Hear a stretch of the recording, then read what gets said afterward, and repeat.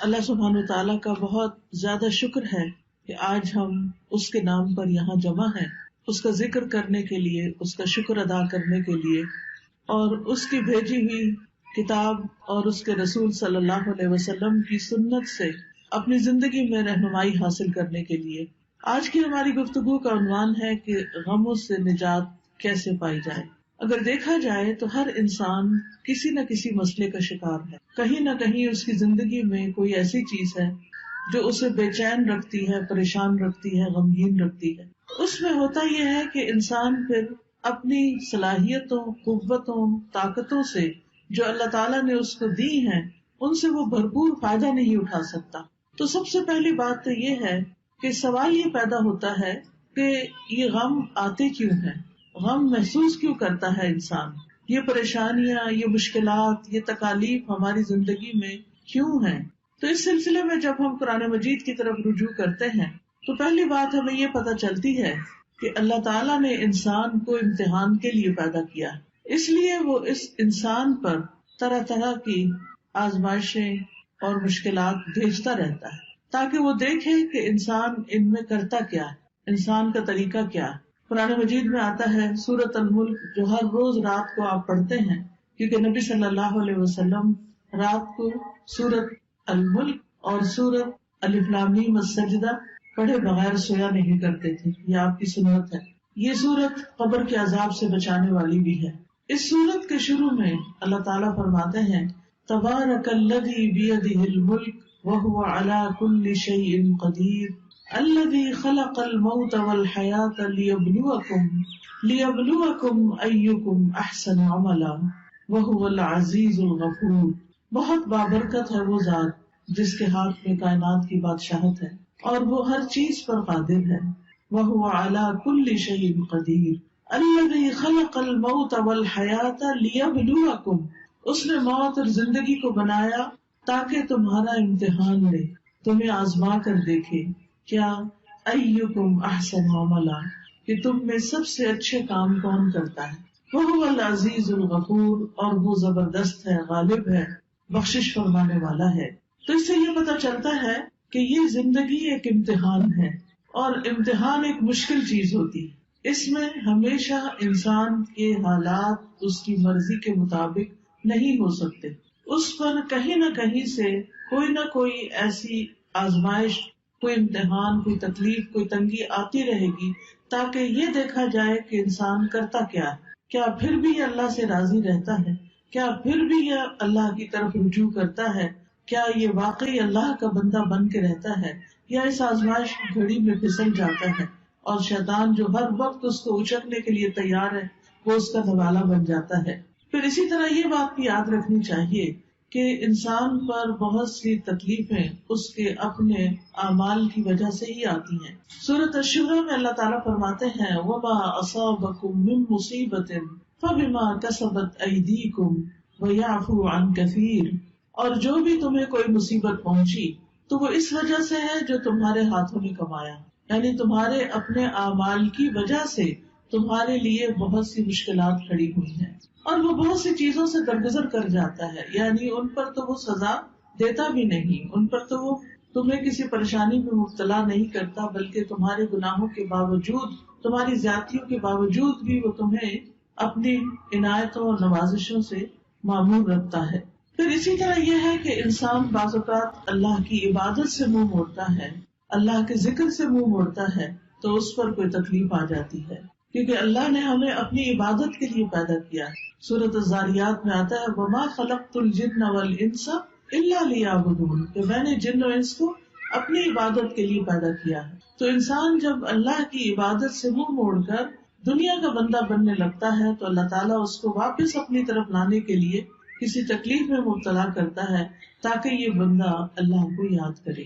اور جو شخص مستقل طور پر اللہ سے روگردانی کر لیتا ہے اللہ کی یاد سے، تو اللہ تعالیٰ اس کے لیے دنیا کی زندگی بھی تنگ کر دیتے ہیں۔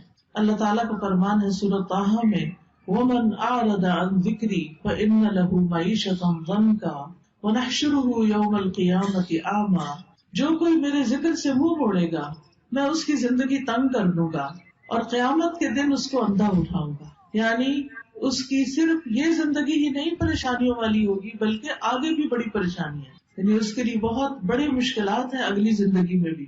لیکن وجہ کیا ہے؟ وجہ ہے اللہ کے ذکر سے منہ موڑنا، اللہ کی یاد کا زندگی میں نہ ہونا. یہ انسان کے لیے پریشانی کا باعث بنتا ہے. سورۃ الزخرف میں اللہ تعالیٰ فرماتے ہیں مَن یعش عن ذکر الرحمن نقیض لہ شیطانا فہو لہ قرین. جو شخص رحمان کے ذکر سے آنکھیں بند کر لیتا ہے ہم اس پر شیطان مسلط کر دیتے ہیں جو اس کا ساتھی بن جاتا ہے، اور شیطان پھر اس کو اللہ کے راستے سے روکتا ہے. جب انسان اللہ کا راستہ چھوڑ دیتا ہے اور اللہ کی نافرمانیاں کرنے لگتا ہے تو اللہ تعالیٰ پھر اس پر کوئی نہ کوئی امتحان بھیج دیتا ہے تاکہ یہ بندہ سوچے، غور کرے اور واپس اللہ کی طرف پلٹے. جب انسان اللہ کی عبادت سے روگردانی کرتا ہے تو دنیا میں بھی محتاجی کا شکار رہتا ہے، خواہ اس کے پاس بہت کچھ بھی ہو لیکن اس کے دل کی محتاجی اور پریشانی نہیں جاتی. حدیث میں آتا ہے اللہ سبحانہ وتعالیٰ فرماتے ہیں، حدیث قدسی ہے، صحیح ترمذی کی روایت ہے، اے ابن آدم تم اپنے آپ کو میری عبادت کے لیے فارغ کر لو، میں تمہارے دل کو بے نیازی سے بھر دوں گا اور تمہاری محتاجی دور کر دوں گا. یعنی تم میری عبادت کے لیے وقت نکالو تو میں تمہارے دل کو غنی کر دوں گا. حالات تو نہیں بدلتے مگر دل کی حالت بدل جاتی ہے اللہ کی عبادت سے. دل مضبوط ہو جاتا ہے، دل کے اندر اللہ کا توکل آتا ہے، دل کے اندر ایسا یقین آتا ہے کہ انسان کو بڑی بڑی مشکلات بھی معمولی لگتی ہیں. اور جب دل میں ایمان نہیں ہوتا، توکل نہیں ہوتا، یقین نہیں ہوتا، امید نہیں ہوتی، مایوسی ہوتی ہے تو رائی بھی پہاڑ لگتی ہے. اور اس طرح مشکلات اور مصیبتوں کے پہاڑ ہر طرف اس کو کھڑے نظر آتے ہیں. تو اس کا حل کیا بتایا کہ اگر تم عبادت کرو گے تو میں تمہارے دل کو بے نیازی سے بھر دوں گا، تمہاری محتاجی دور کر دوں گا. لیکن اگر تم ایسا نہیں کرو گے تو میں تمہارے دونوں ہاتھ کاموں میں مشغول کر دوں گا اور اس کے باوجود تمہارا فقر دور نہیں کروں گا. یعنی تم سارا دن کام کرو گے، محنت کرو گے، لیکن پھر بھی تمہاری محتاجی اپنی جگہ کھڑی رہے گی کیونکہ وہ دل کی محتاجی ہوگی نا، دل کے اندر پریشانی ہوگی. تو یاد رکھیے کہ صرف دنیا کی فکر کرنے سے معاملات سلجھنے کی بجائے بگڑنے لگتے ہیں. صرف دنیا دنیا دنیا، ہر وقت صبح اٹھتے ہی دنیا کی فکر، دن کو دنیا کی فکر، رات کو سوتے ہوئے دنیا کی فکر. تو رسول اللہ صلی اللہ علیہ وسلم نے اس کے بارے میں فرمایا جس شخص کا مقصد اور پریشانی یا غم دنیا کا ہو اور وہ دنیا کا ہی ہو کر رہ جائے اور وہ اسی کی نیت رکھتا ہو تو اللہ تعالیٰ اس کا فقر اس کی آنکھوں کے سامنے کر دیتے، یعنی پھر اللہ تعالیٰ بھی اس کو اس کے حال پر چھوڑ دیتے. وہ دنیا کے لیے زیادہ کنسرن ہے، زیادہ فکر مند ہے تو اللہ تعالیٰ اس کو اسی کے حوالے کر دیتے ہیں اور اس پر اس کے معاملات بکھیر دیتے ہیں. اس کو سمجھ نہیں آتا کہاں سے شروع کروں اور کہاں پر ختم کروں، اور اس کو اس سے اتنا ہی ملتا ہے جو اس کے لیے لکھ دیا گیا ہو. اور جس شخص کا مقصد اور حرص آخرت ہو اور وہی اس کا ہدف بن جائے اور وہ اسی کی نیت کرتا ہو، یعنی اس کا ہم و غم آخرت ہے کہ کل کیا ہوگا. دنیا کی زندگی تو گزر جائے گی، میرا کل کو کیا بنے گا جب میں اللہ کے حضور پیش ہوگا، وہاں میرا ٹھکانہ کیا ہوگا. جو شخص اس فکر میں مبتلا ہو جاتا ہے تو اللہ تعالیٰ اس کے دل میں غرار ڈال دیتے ہیں، دنیا کی طرف سے اس کا دل مطمئن کر دیتے ہیں، اس کے معاملات کو یکجا کر دیتے ہیں اور اس کو پھر اپنی حاجتوں کے لیے بھاگنا نہیں پڑتا، دنیا ذلیل ہو کر اس کے پاس آتی ہے. تو اس لیے ہم سب کو یہ دیکھنا چاہیے کہ ہم کس چیز کے لیے زیادہ فکر مند ہیں. دنیا تو چند دن کی ہے، دنیا کی حیثیت تو ایک مچھر کے پر برابر بھی نہیں. دنیا کا بڑے سے بڑا نقصان ایسا ہی ہے جیسے مچھر کا پر ٹوٹ کے گر گیا ہو، لیکن اصل نقصان، اصل مشکل، اصل پریشانی تو آخرت کی پریشانی ہے جس کے لیے ہم سب کو فکر مند ہونے کی ضرورت ہے. دنیا کی فکر کرنے والے سے رب کی بے نیازی ہوتی ہے. نبی صلی اللہ علیہ وسلم نے فرمایا جو اپنے غموں کو ایک ہی غم بنا لے، جو اپنے غموں کو ایک ہی غم بنا لے اور وہ آخرت کا غم ہو تو اللہ اس کے دنیا کے غموں سے اسے کفایت کرے گا، اس کے دنیا کے غم دور ہو جائیں گے. اور جس کو پریشانیاں ادھر ادھر بھٹکا کر لے جائیں اللہ اس کی پرواہ نہیں کرے گا کہ وہ دنیا کی کس وادی میں ہلاک کر کے دیتا ہے.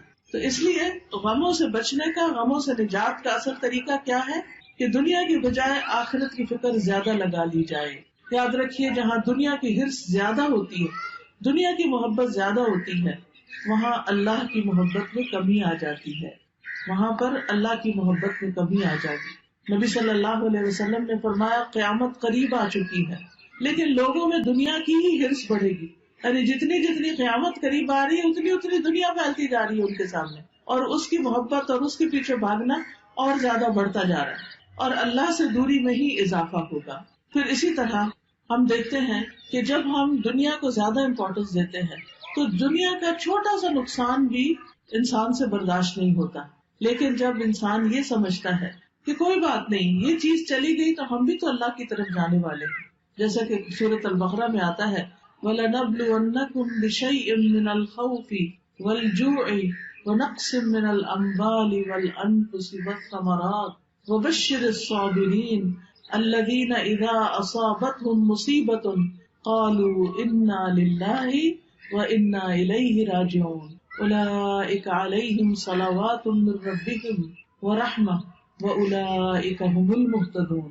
کہ اللہ سبحانہ تعالیٰ کی طرف سے آزمائش تو ہوگی، امتحان تو ہوگا، لیکن ایسے موقع پر جو یہ کہے انا للہ و انا الیہ راجعون، کہ بے شک ہم اللہ کے لیے ہیں اور اسی کی طرف لوٹ کر جانے والے، تو ایسے لوگوں پر اللہ کی رحمت اور نوازشیں ہوتی، اللہ کی رحمت ہوتی، اور ایسے لوگ ہدایت پانے والے ہوتے۔ تو بات یہ ہے کہ تکلیفیں تو آئیں گی، یہ تو اللہ تعالیٰ نے خود ہی فرما دی کہ ہم ضرور آزمائش کریں گے، ضرور امتحان لیں گے، خوف سے، بھوک سے، جان مال پھلوں کی کمی سے، لیکن خوشخبری ہے صبر کرنے والوں کے لیے۔ یعنی جب ان کی زندگی میں کوئی چیز کم ہوتی، مثلاً کوئی بچہ فوت ہو گیا، بہن بھائیوں میں سے کوئی چلا گیا، کاروبار چلا گیا، کوئی کاروبار میں نقصان ہو گیا، جاب چلی گئی، کوئی اور حادثہ ہو گیا کہ جس سے بڑا نقصان ہو گیا، تو اب یہ سب چیزیں تو زندگی میں روز کا معمول ہے، کبھی کوئی چیز پیش آتی ہے، کبھی کوئی چیز پیش آتی ہے۔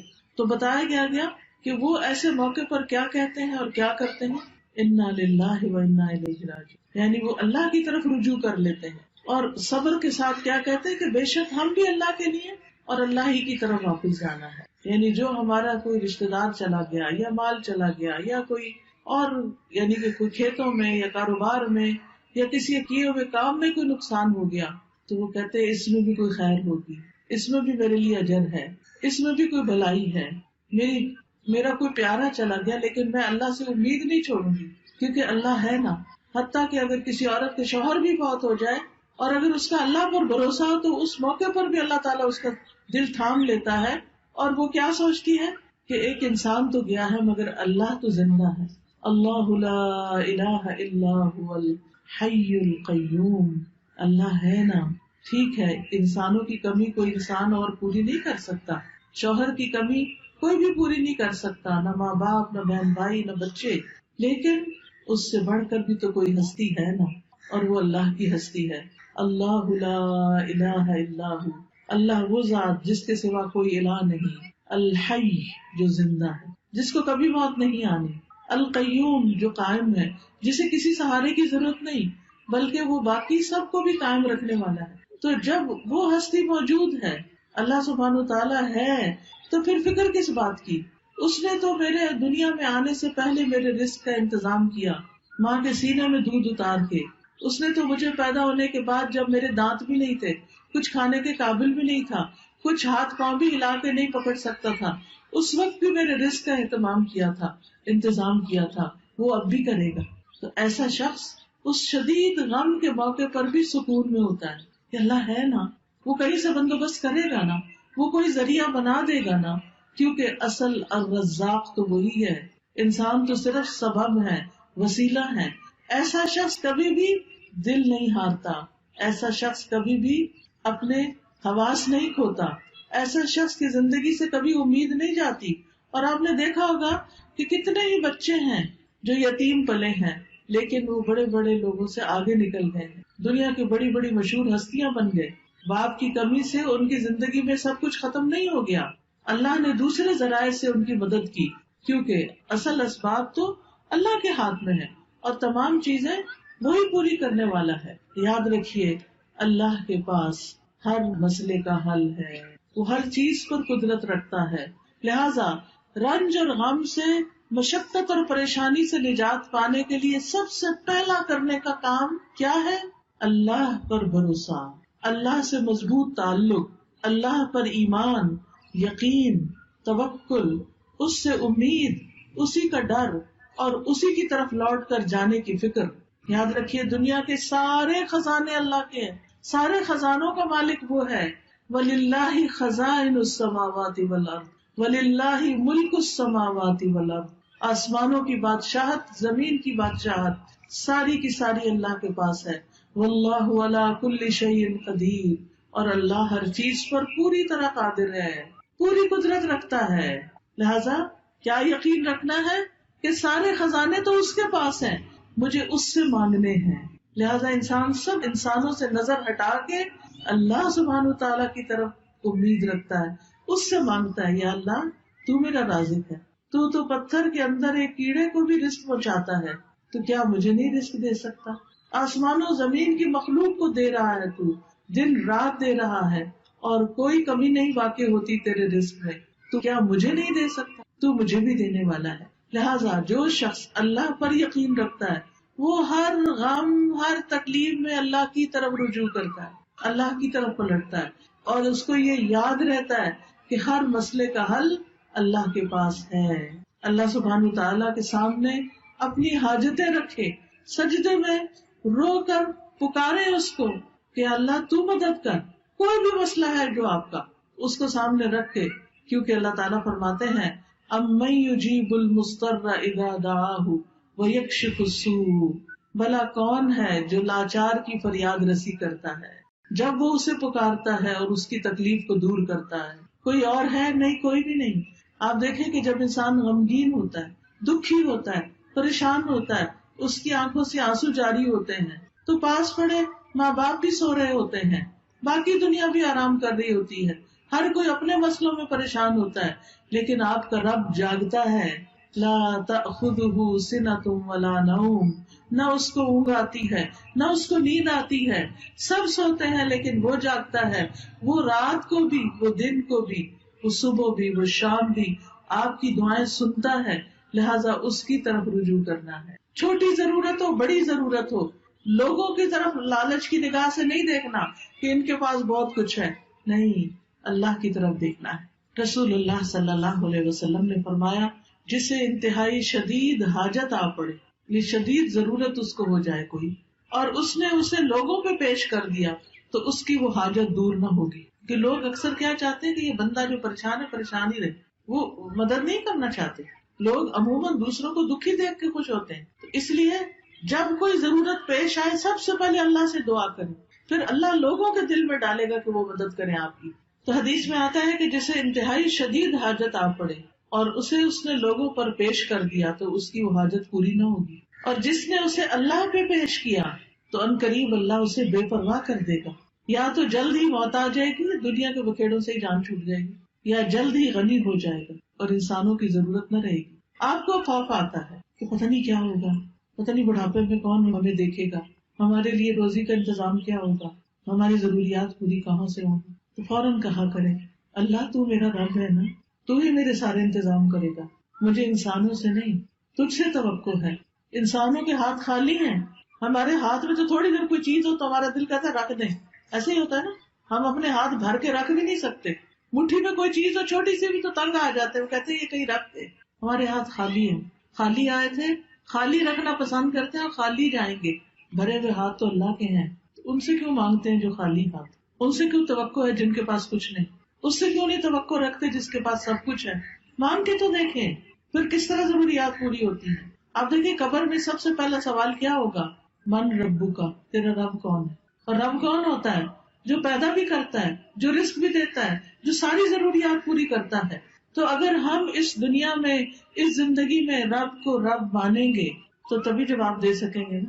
تو اکثر کہا کرے اللہ تو میرا رب ہے، تو ہے نا، تو یہ بھی کام کر دے گا میرا، تو یہ بھی مشکل آسان کر دے گا میری. زندگی میں کوئی مشکل ہی نہیں رہے گی جب آپ رب کو پکارتے رہیں گے، جب رب کو پہچان لیں گے تو کوئی غم نہیں رہے گا. انبیاء کا طریقہ یہ تھا کہ وہ اپنے غموں کی فریاد، اپنے دکھوں کی داستان اپنے رب کو ہی سناتے تھے. حضرت یعقوب علیہ السلام سے جب یوسف علیہ السلام دور کر دیے گئے اور وہ ان سے بے پناہ محبت کرتے تھے، تو آپ سوچ سکتے ہیں کہ جس سے انسان محبت کرتا ہو وہ اگر دور چلا جائے تو انسان کے لیے کتنا دکھ اور تکلیف ہوتی ہے، کتنی پریشانی ہوتی ہے. لیکن انہوں نے شکوہ بندوں سے نہیں کیا، کہا انما اشکو بثی وحزنی الی اللہ، کہ میں اپنے غم اور دکھ کی فریاد صرف اللہ کی جناب میں پیش کرتا ہوں. جب تکلیف آئے اللہ کے آگے سجدے میں گر پڑے، نفل پڑھے، روئیں، سجدے میں گڑ گڑا کے دعائیں مانگے، اللہ پہ بھروسہ کریں. اللہ تعالیٰ فرماتے ہیں وَمَن يَتَوَکَّلْ عَلَى اللَّهِ فَهُوَ حَسْبُهُ إِنَّ اللَّهَ بَالِغُ أَمْرِهِ قَدْ جَعَلَ اللَّهُ لِكُلِّ شَيْءٍ قَدْرًا. اور جو شخص اللہ پر بھروسہ کرے تو وہ اسے کافی ہے، اللہ اپنا کام پورا کر کے رہتا ہے. بلا شبہ اللہ نے ہر چیز کا ایک اندازہ مقرر کر رکھا ہے، ہر چیز کا ایک وقت ہے.